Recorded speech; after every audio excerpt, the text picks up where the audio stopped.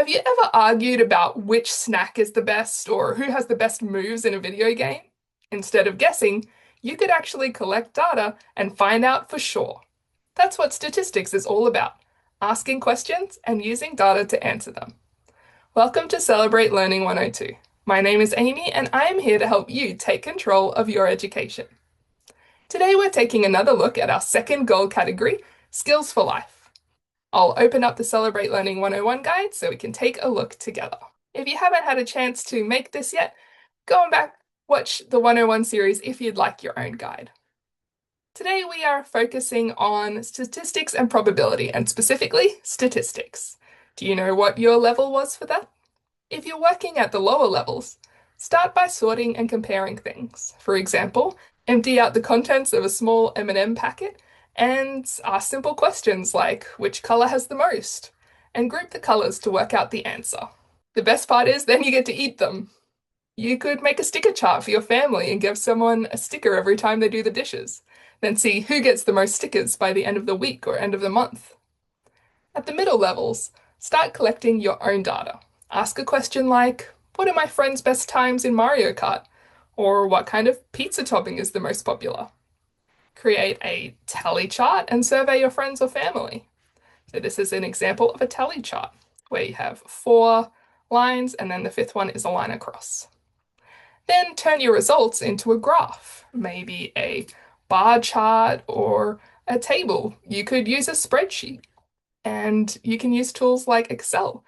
This video tutorial can show you how to take a bunch of numbers and make a beautiful looking graph in Microsoft Excel, or you can do it in Google Sheets as well.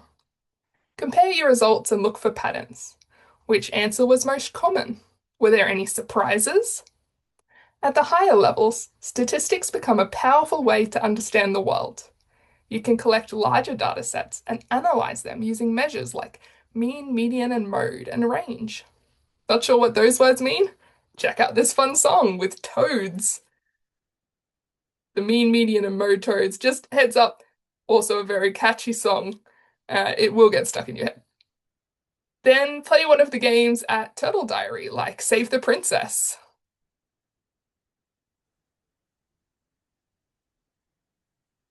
Or this one, It's Glow Time.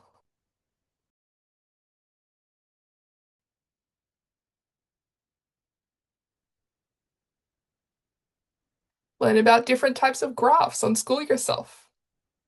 Probably under statistics, here we go.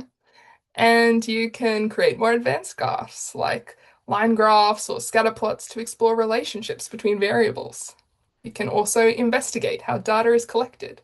Was it a fair sample or could it be biased? Start questioning data you see in the media. Are the graphs clear or are they trying to mislead you? How does the way data is displayed affect what people think?